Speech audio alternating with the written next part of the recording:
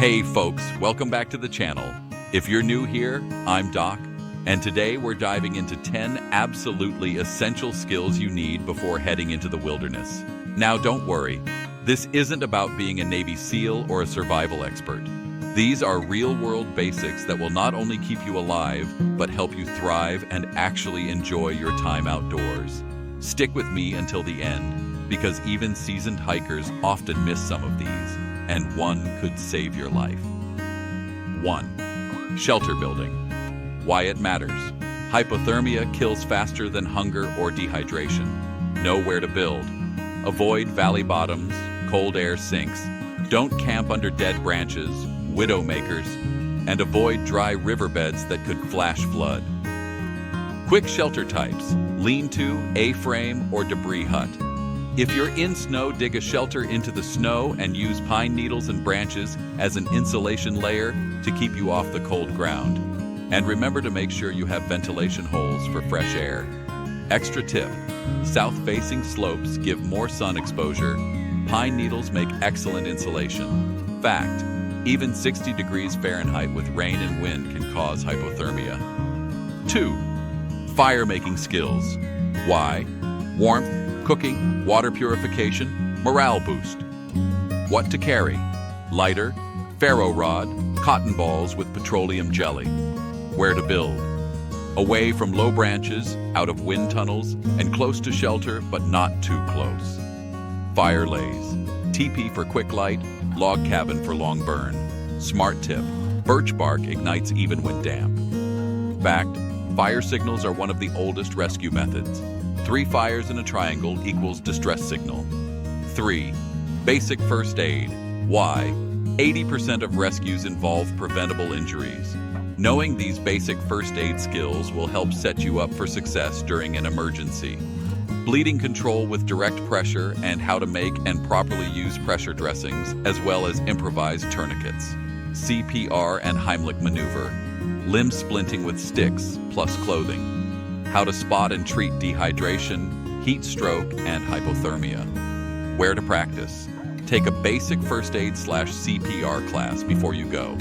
Even YouTube has channels, mine included, with videos to help you hone in skills that save lives. Extra tip: carry a couple triangular bandages. It's the duct tape of first aid.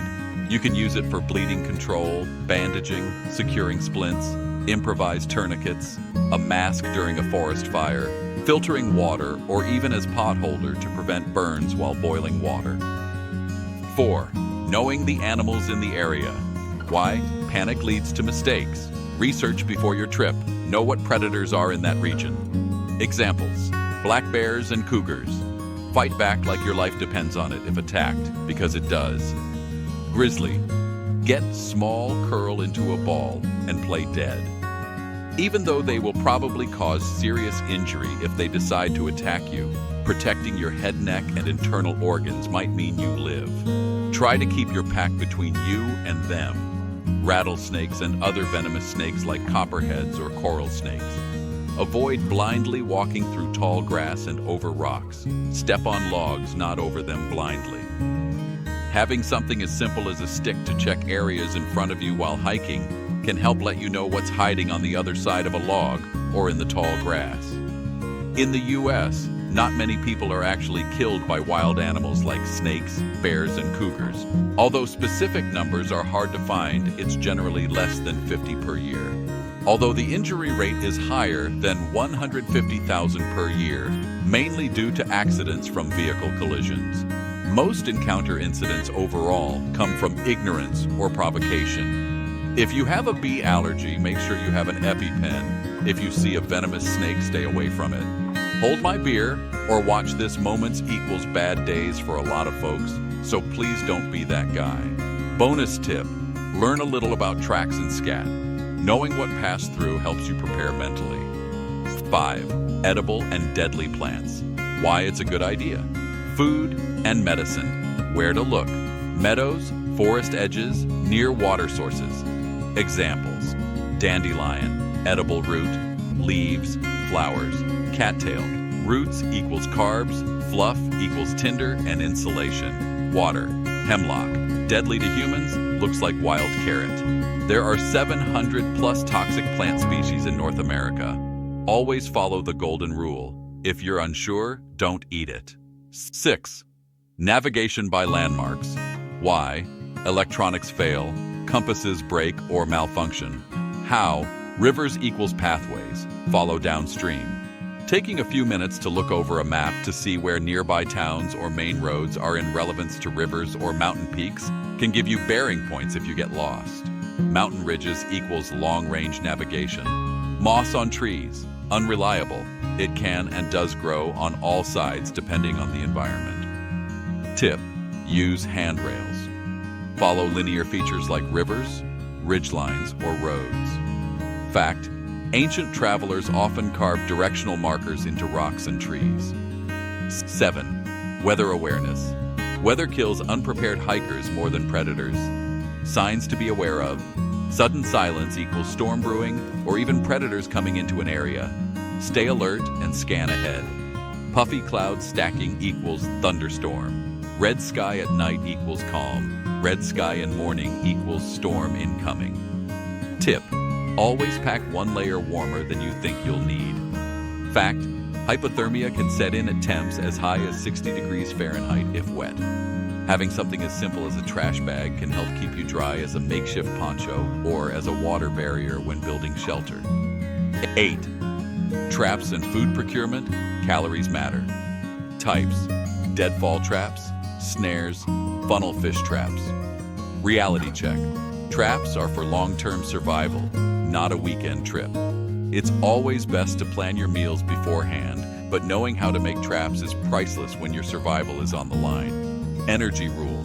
Don't spend 500 calories chasing 100. Simply put, if you spend all day pushing deer or stalking rabbits, you're going to burn a lot of calories. Being patient and using traps helps conserve energy. Tip: fishing is usually more efficient than hunting. Building a simple funnel trap with sticks or stones in a creek could help keep you fed. 9. Water knowledge. 3 days without water equals critical danger. Where to find water. Valleys. A couple feet down in dry creek beds, plants like bamboo, dew on leaves, or with cloth and rain catches. Always purify your water. Boil 5 minutes or use filters like tablets. Fact: 90% of natural water sources in North America contain pathogens. Solar stills work, but take time. If it's winter, sure, you can eat snow, but you have to be smart about how much you consume. Eating raw snow will rapidly reduce your body temp, so keep that in mind. 10. Mindset and adaptability.